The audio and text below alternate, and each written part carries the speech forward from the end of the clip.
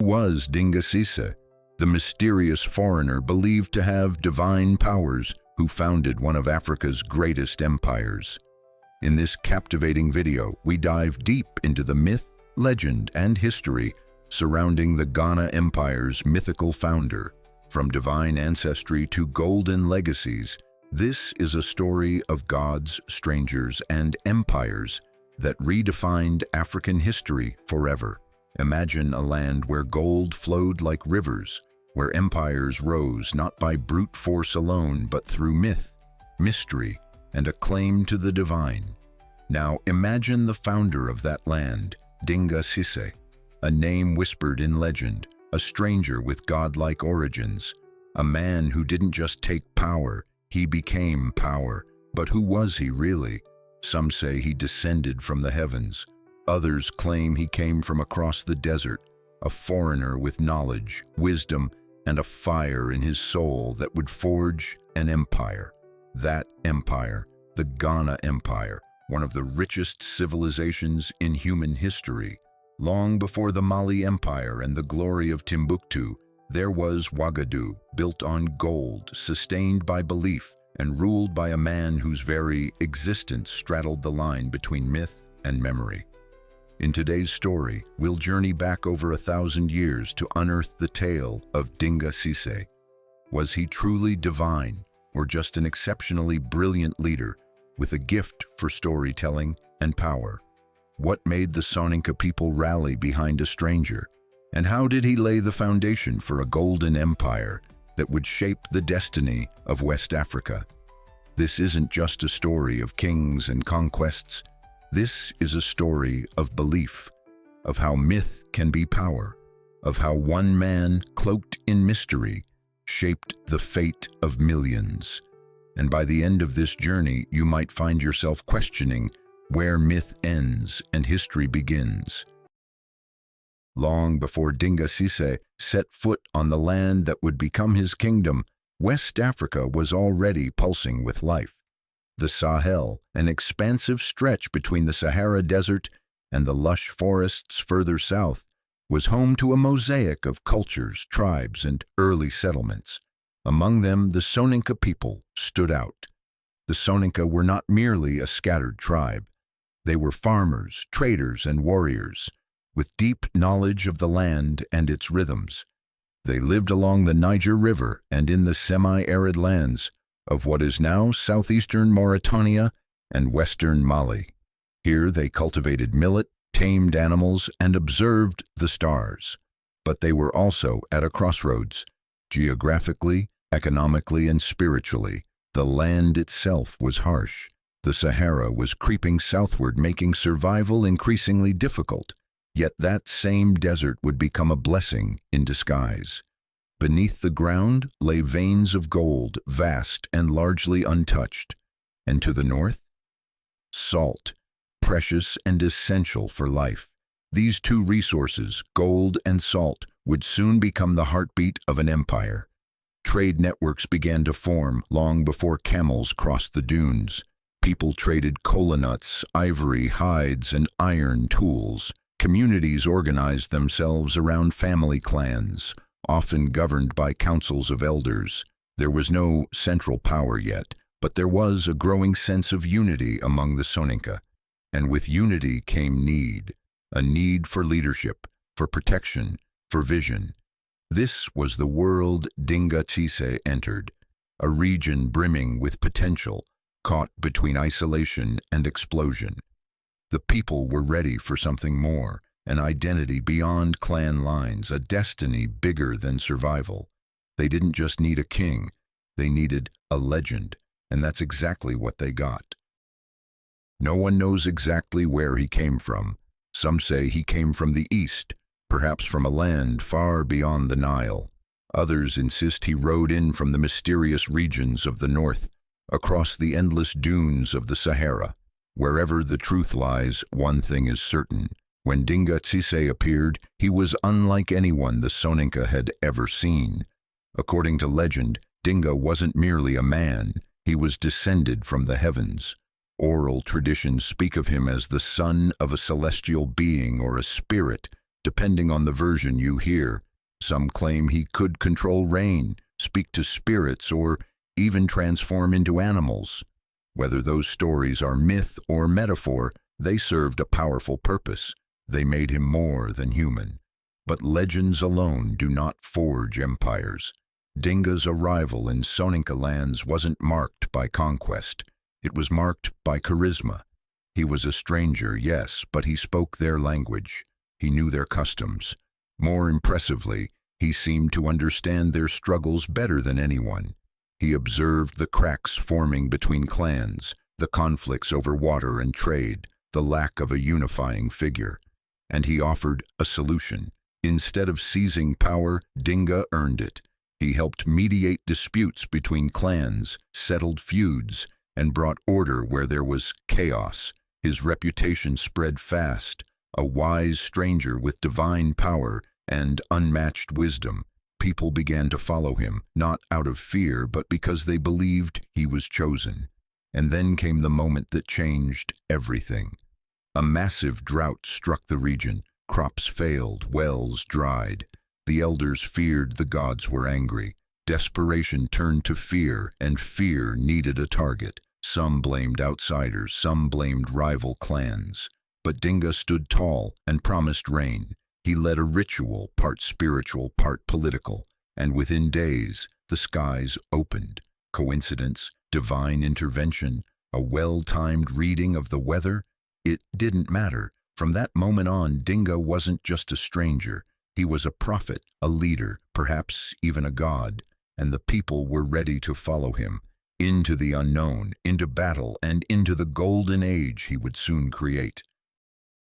With belief on his side, Dinga Cissé moved from legend to leader, and from leader to king. But building an empire required more than rituals and charisma. It required strategy, vision, and an almost supernatural ability to unify. The Soninka clans, while culturally connected, were politically fragmented. Each had its own leadership, customs, and rivalries. Dinga's genius was recognizing that these divisions could be turned into strength. Instead of crushing opposition, he offered inclusion. He allowed clan leaders to retain their local authority, so long as they pledged loyalty to a centralized council, led by him. This wasn't conquest. It was consolidation, but he didn't just unify with words. Dinga built a military force, small at first, but fiercely loyal and well-organized. He used it not to dominate, but to protect. Bandit raids along trade routes had long been a problem. Dinga's men guarded caravans, secured passageways, and created trust in the emerging state. Traders began to prefer routes through Soninka lands. Safety became a commodity, and Dinga sold it well. Next came the heart of the empire, the capital. Historians debate its exact location, but what's clear is that Dinga established a city that became the nucleus of administration, trade, and ritual. The city had marketplaces filled with goods from across Africa: gold, ivory, salt, cloth, even exotic animals.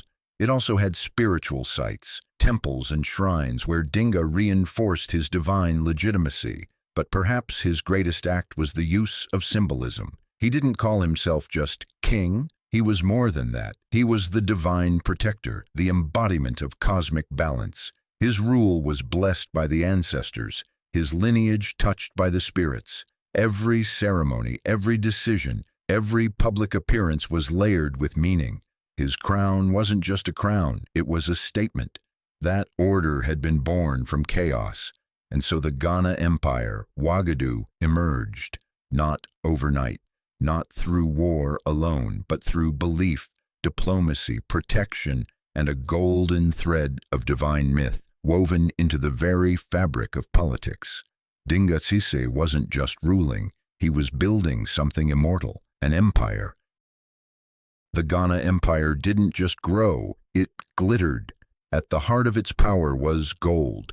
Pure, abundant, and fiercely coveted.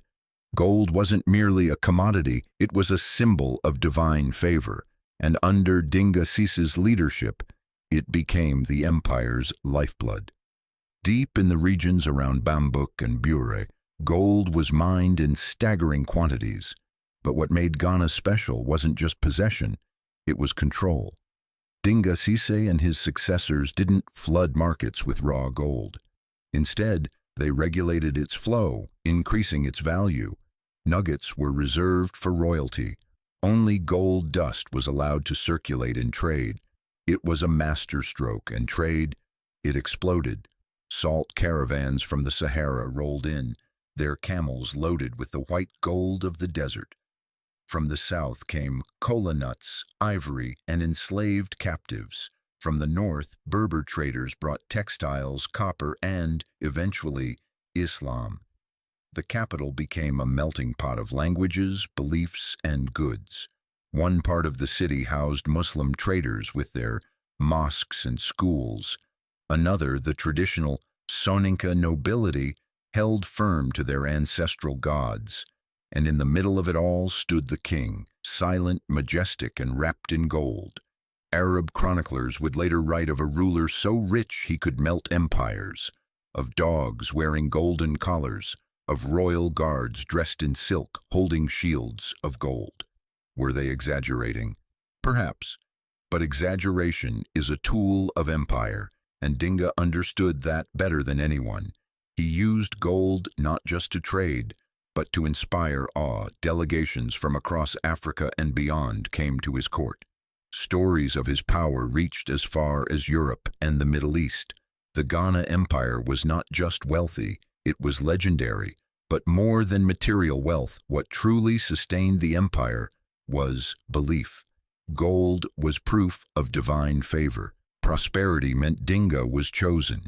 As long as the mines remained full and the trade routes flowed, his myth stayed intact.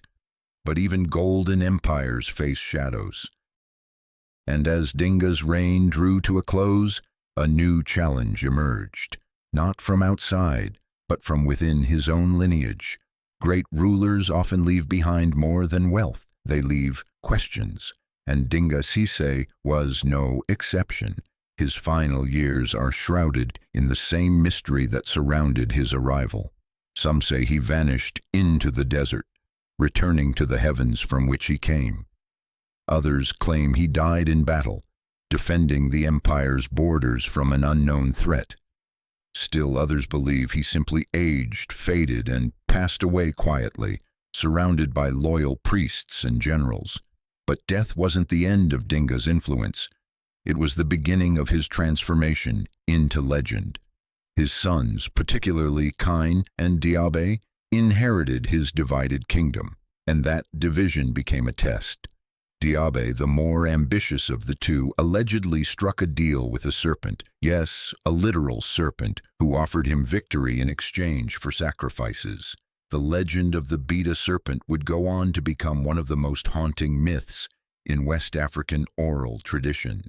It wasn't just folklore, it was a symbolic warning that even divine power comes at a cost. The kingdom split into factions. Power shifted. The myth of Dinga became both a rallying cry and a burden. His successors struggled to maintain the same unity and reverence. Some leaned into Islam, others into traditional rituals. The empire adapted, evolved, but never quite recaptured the magic of its founder's reign. And yet, Dinga's legacy endured. The Ghana Empire flourished for centuries, its name synonymous with gold and greatness. Later empires like Mali and Songhai would build on its foundation. And even today, Dinga Cissé's story is told, not just as history, but as identity. His myth is preserved in griot songs, passed down in whispers and firelight, a tale of divine origins and human brilliance. He wasn't just a founder, he was a figure of cosmic transition, the bridge between the spiritual and the political, between myth and empire. And in that legacy, he lives on. So, who was Dinga Cissé? Was he a god, a foreign conqueror, a master strategist, or simply a man whose story grew too powerful to stay grounded in reality? The truth is, he was all of them. Dinga's story is a blend of memory and myth, where fact intertwines with faith and history dances with legend. But perhaps that's the beauty of it. The Ghana Empire wasn't just built on gold, it was built on belief. And Dinga understood that to lead people, you sometimes have to inspire more than loyalty. You have to inspire wonder. He didn't just unify tribes, he created identity. He didn't just guard trade routes, he opened paths to greatness. And he didn't just wear the crown, he became the symbol of a divine order, a golden age. In many ways, Dinga Sisa is a mirror. We see in him what we want to believe about the past, that greatness can be born from mystery, that strangers can become saviors, and that even in the harshest lands, legends can bloom. So the next time someone tells you that African history begins with colonization or ends with conquest, tell them about Dinga. Tell them about the Empire of Gold. Tell them about a stranger who wasn't just remembered, but revered. And if you found this story as fascinating as I did, don't forget to like this video, subscribe to the channel, and share it with someone who loves untold legends. Because history, especially African history, is full of wonders the world has barely begun to uncover.